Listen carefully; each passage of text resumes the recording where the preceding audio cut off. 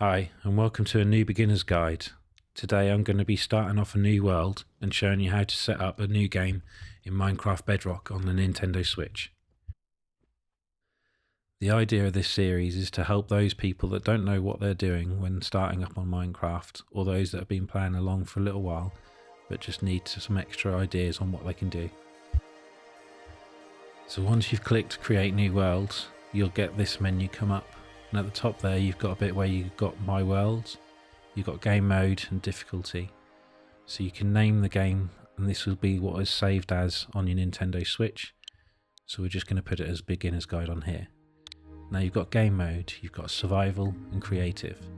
Creative is great if you just want to build things because it gives you open resources to everything in the game. So you can build blocks, you can use whatever you like.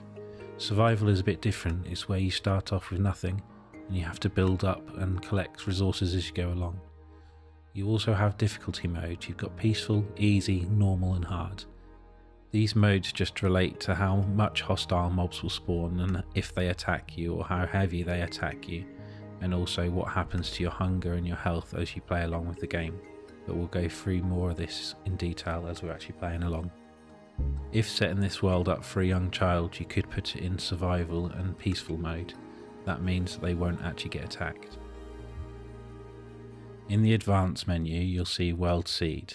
Maps are normally randomly generated, or if you put a number code sequence in here, you can copy worlds from other people, and I'll put the code in for the one that we're going to play on down below in the comments. The only other thing I change is I put on starting map and show coordinates. Okay, so we'll click create and I'll just speed this up because Nintendo Switch isn't the most powerful console in the world, so we'll take a little while to get loaded.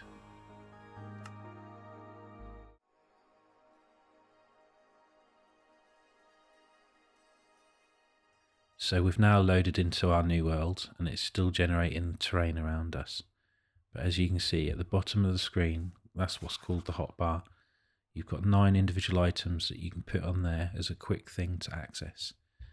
We've got our map out already, and this is one of those things that we started with as we selected it in the menu. So the first thing we need to do is go and punch some trees. So above the hotbar, you've got your health, which is your hearts. You've also got your food, how hungry you are, on the right hand side, indicated by what looks like little lollipops. And at the top left hand side you've also got your coordinates, which is your position in the world.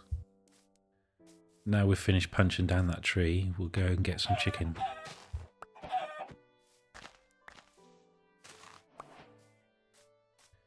Just by punching things you don't do that much damage, which is why it takes quite a while to kill the chicken and to cut down trees. When you start making tools this will become more efficient and you can do it a lot quicker. Now time to actually start crafting things. What I've just done is I've made some wooden planks and also a crafting table. The crafting table gives you the ability to make bigger things.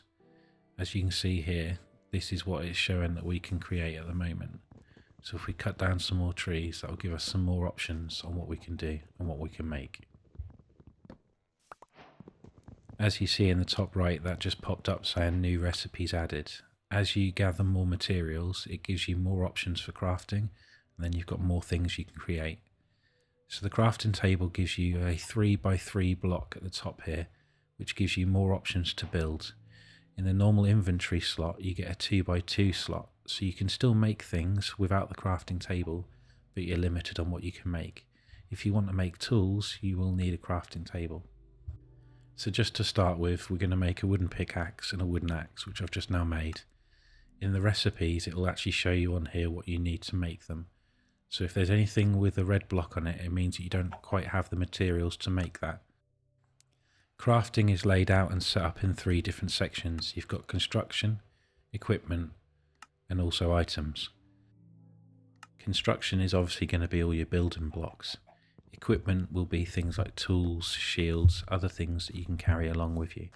And then you've got items, which is then other decorative items as well as other items in the game. I'm just going to clear out my hotbar here. As you hover over an item, if you press X, it will remove it from your hotbar and put it into the storage that you carry along with you.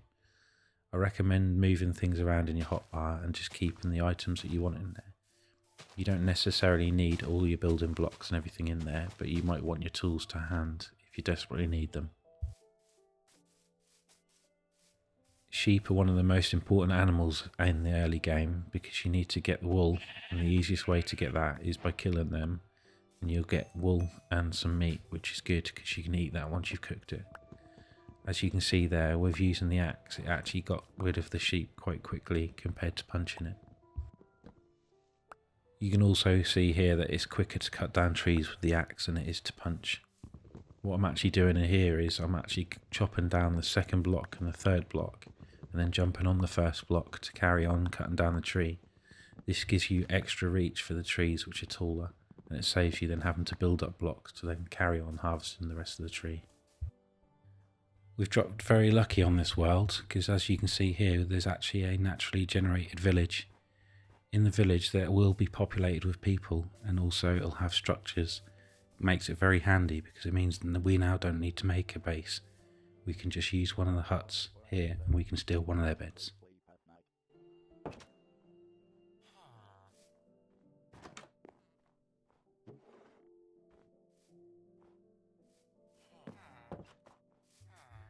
This villager has a trade. That means that he's a farmer. So one of the advantages with these is that you can actually trade things that you can collect, and you'll get emeralds with them. And we'll go through that again later.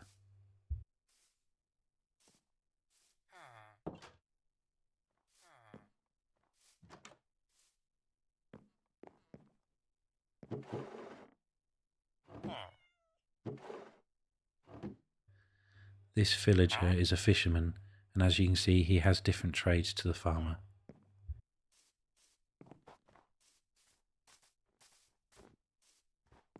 Another advantage of finding a village is most of them have crops already growing. So what we can do here is we can quickly harvest these crops, and what we'll do is we'll replant them so they can grow again.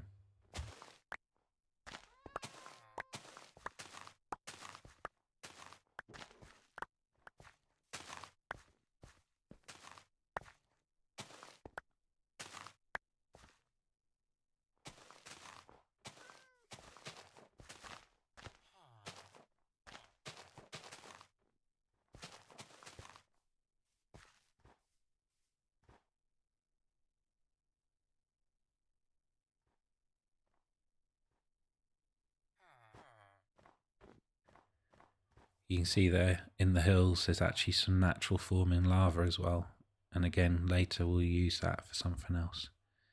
The village is quite small here, and it doesn't actually look like there's a lot of loot. Sometimes when you go into villages you'll see chests and there'll be items in there that you can use. If we look at the map on the left hand side, you can see a little white arrow. This indicates the player, and it also shows what direction you're facing. As you move around the map, you'll uncover more and more information on there, and you'll be able to see the map clearer. This might only be a small village, but it has spawned an iron golem. If a village gets to a certain size, these will spawn, and these will help defend the village from the mobs that come out at night.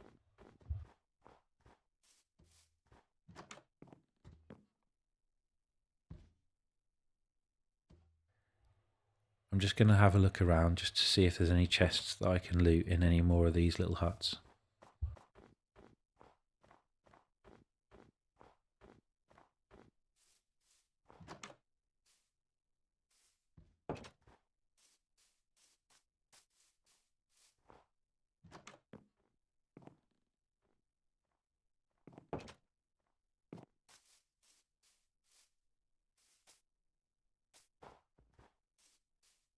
Here you'll find another crop. This is beetroot. It actually produces the beetroot itself and some seeds, so you can plant them down again. So again we'll harvest these because we can eat these straight away. They don't provide that much food if you're hungry, but it's still better than nothing.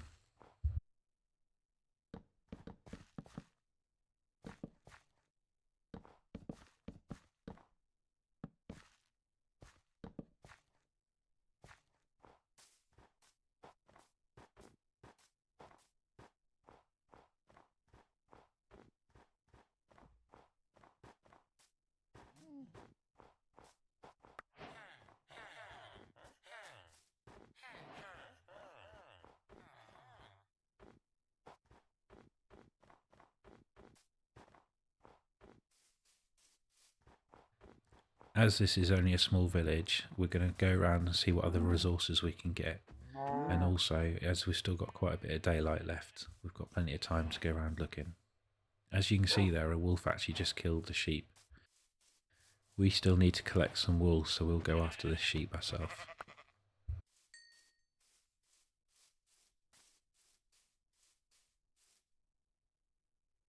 As you can see, we've only got 2 white wool, and to make a bed we need 3. We've got 1 grey wool here as well. There is a trick what you can do, and you can dye the wool if need be. So we'll have a look at doing that possibly in a minute if we can't find any more sheep.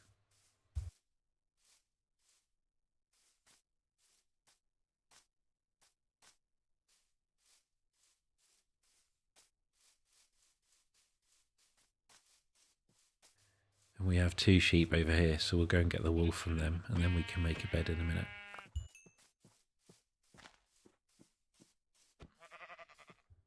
As worlds generate, they generate with unique different biomes. We're now coming out of a forest biome and going into a swamp biome. Each biome tends to have slightly different resources, whether it be different trees, different plants, or different wildlife growing in them.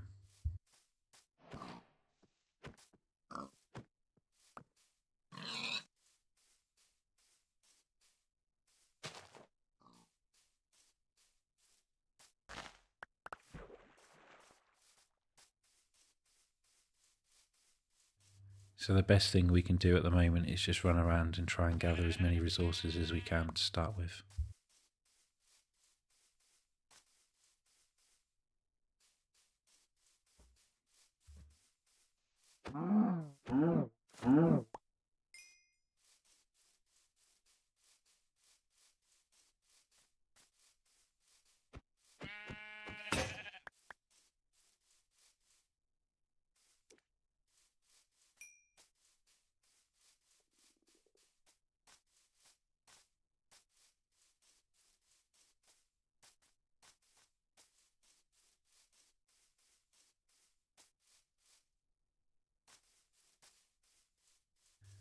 As you can see now, the daylight is starting to fade.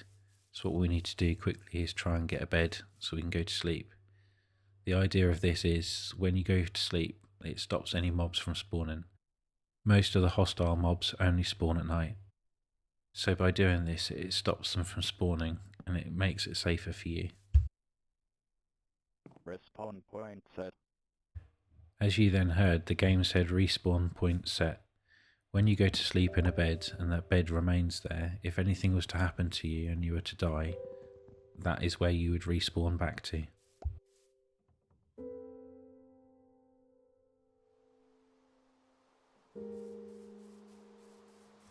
Some mobs can still spawn if they're under shelter, like this stray, and you just need to be careful because they've got a bow and they can still get you from a bit of a distance if I quickly run away, and obviously I'm not quick enough. So with Bedrock, because you don't have a hardcore mode, at least you can respawn, so if anything happens to you and you die, you just start again.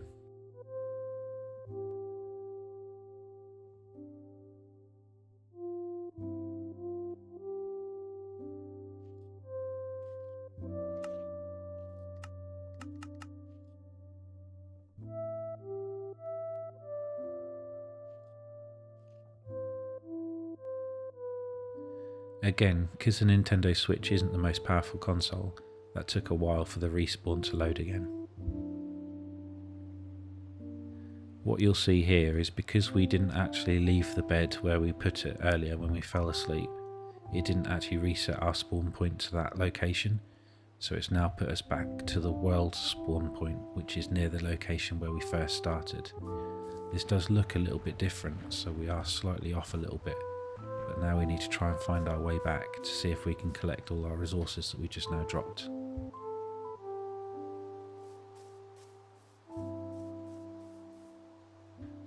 As you can see here, there's actually some interesting caves and we can get some good resources out of there, so we'll come back here at a later date and I'll show you what you can do in the caves.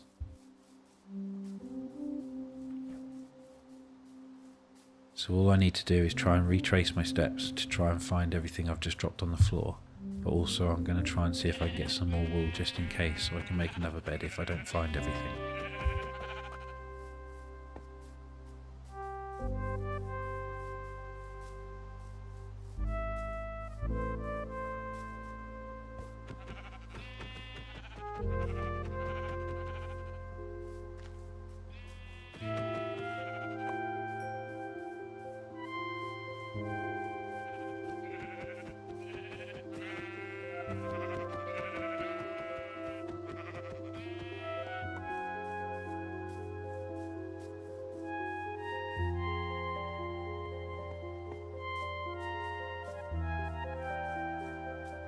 I think I might be going in the wrong direction, so if I try and climb up to a higher point to have a look around, I might be able to identify some bits and pieces that we saw earlier.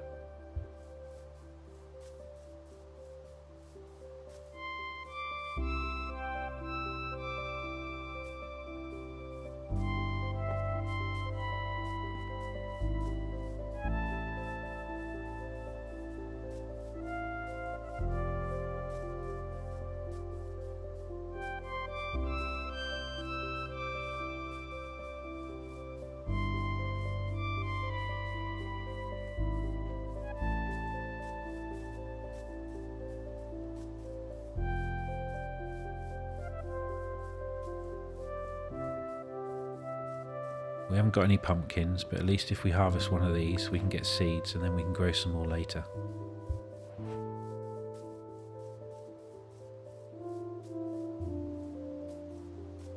I think we're going in the right direction now because I can see the swamp again.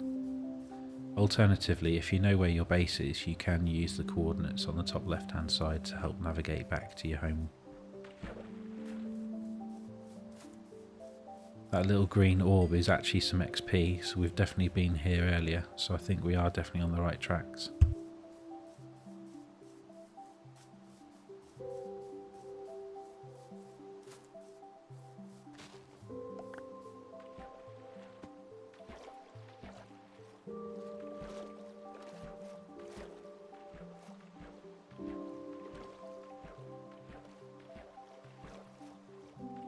I am trying to get my stuff back as quickly as possible because there is only a certain time that it will sit there before items will actually despawn.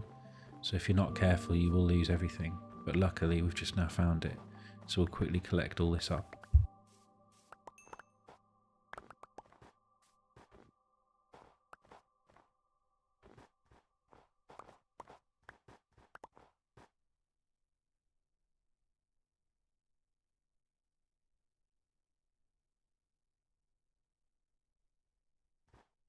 So I've just quickly put the map back into my offhand slot. This way I can actually use that to try and navigate back to the village. I think we actually need to start setting up a proper little base, and we can put our resources and everything we collect there.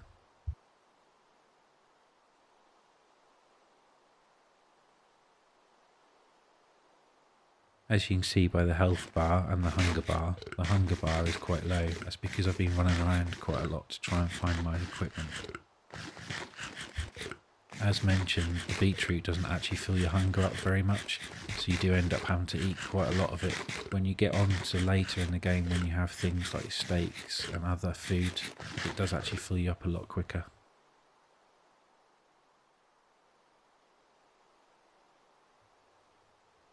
So here I want to quickly make another axe.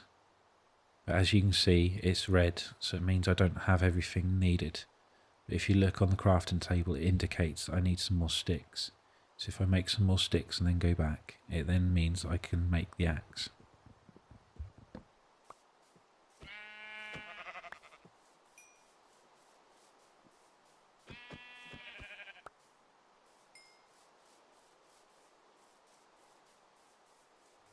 Again, we're just going to run around a little bit and see what we can gather, and just see if we can expand the map a little bit, see what's around.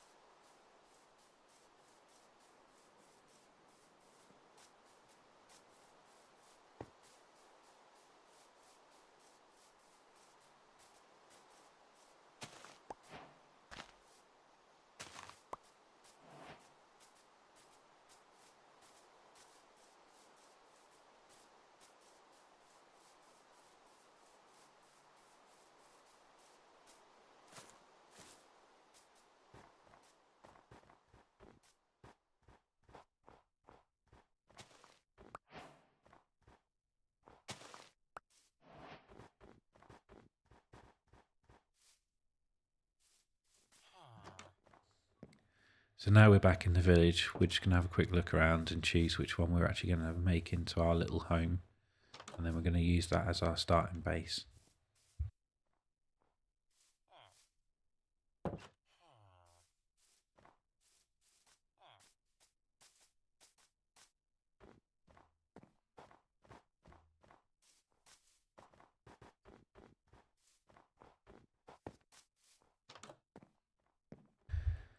I think as this one's already got a furnace in it, we're going to have this one. So we'll just move the bed and we'll redecorate a little bit.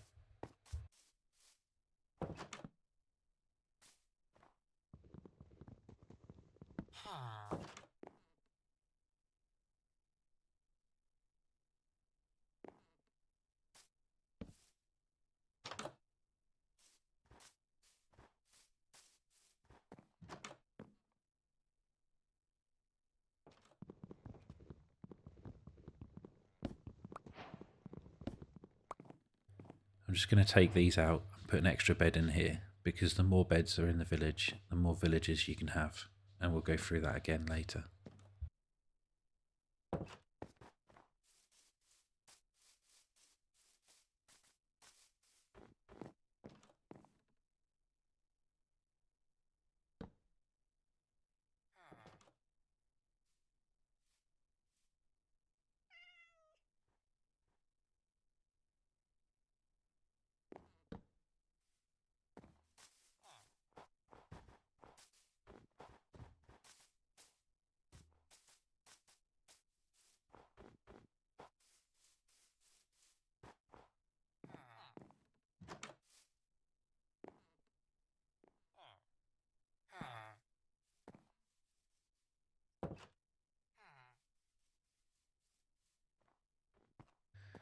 That villager doesn't have a trade, but again, we can create a trade by giving them a workstation, and we'll show you that in a future video.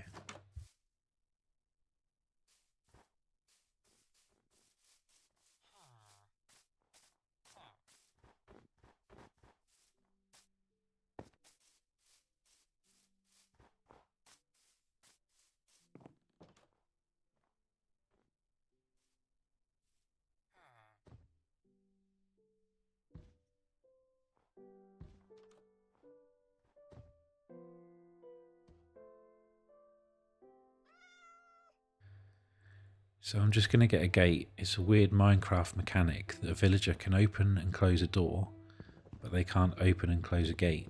So if I put a gate in here instead of a door, then that means at least the villagers can't come in and use my bed.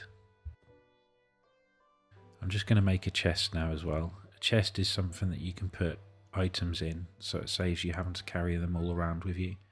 So we're now just going to put that in the corner, and we're just going to put the items in there that we don't actually need all the time on us.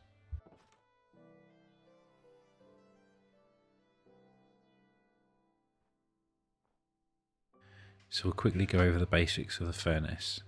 The furnace can be used to cook things or smelt things. So obviously you can put whatever you want to cook in at the top, and then you've got fuel at the bottom. The steps we then had, because they're made out of wood, they can be used as a fuel.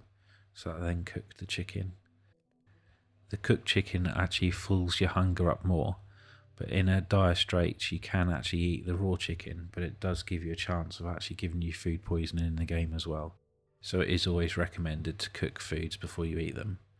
What I'm now going to do is I'm actually going to put a solid log in the top and also some more fuel, and this will actually turn that into charcoal. As you can see, it's starting to get night outside again, so I'm going to try and go to bed, but it's saying that I can't because there's monsters nearby.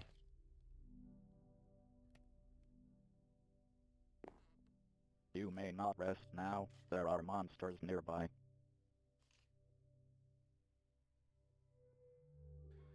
Now we have the charcoal, we can quickly make a campfire. A campfire is quite a good way to cook food because it only uses one piece of charcoal or coal. It'll cook an infinite amount of food.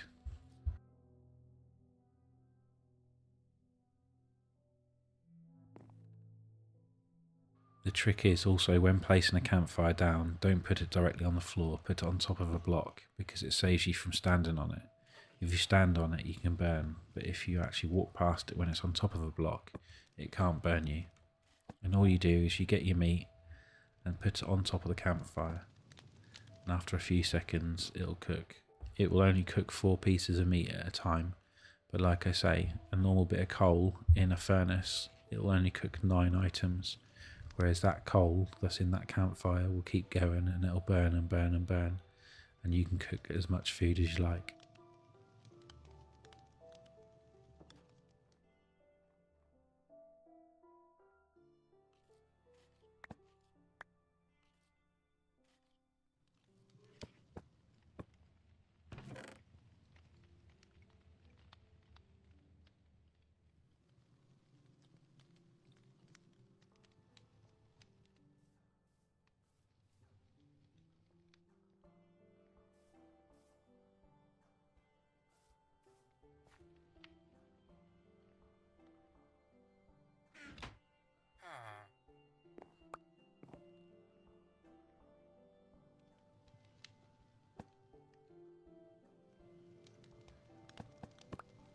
So I'm just going to keep cooking as much meat as I can, so we've actually got some cooked food. And as you can see with the villager there, that means obviously there's no monsters nearby, so I can quickly go to sleep.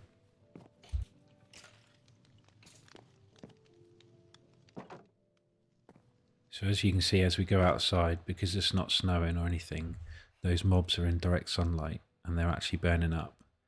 If they were to wear armour, sometimes that will protect them so they don't actually burn. But if we go over there, you'll see that as they die, they drop things. And you can actually collect them as well.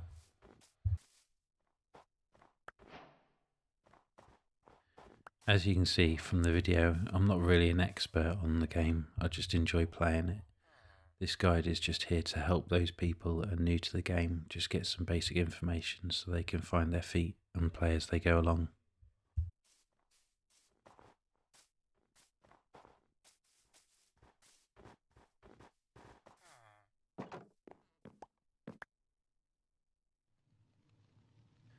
So we're going to end the video there. This is my first attempt at doing a guide video for beginners, so hopefully there's some useful information for you. If you've got any questions or anything, please leave a comment down below. As mentioned, I'll put the seed number in the comments as well, so if you wanted to, you can actually play along as we go along. That's it from me, and I'll see you on the next one.